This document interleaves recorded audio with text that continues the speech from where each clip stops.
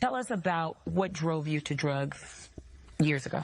I don't know if there's a magic answer to that. When I was 15, a friend came over with some pot and some new CDs, and we listened to some music and smoked weed. That was your first time? 15? That was my first time. And from that moment on, I compulsively used marijuana. I was introduced to other drugs like pharmaceuticals, OxyContin, Dilaudid. And then eventually on my 21st birthday, I tried some heroin.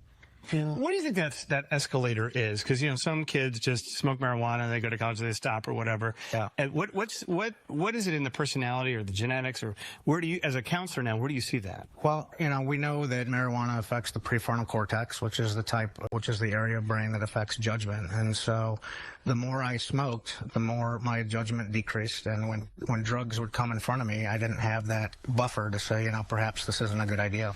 Because you're of the school that addiction is really a disease, and that it's not something you can necessarily just overcome with willpower. That's right. So can you talk a little bit more about that for people who don't believe that? Sure. You know, abusing substances doesn't always lead to the disease of addiction, but once you have the disease, you're fighting it for the rest of your life. So today, being sober for 17 years, I still consider myself a recovering addict. This is a progressive and often fatal disease, demands a lot of attention and is separate from the symptoms.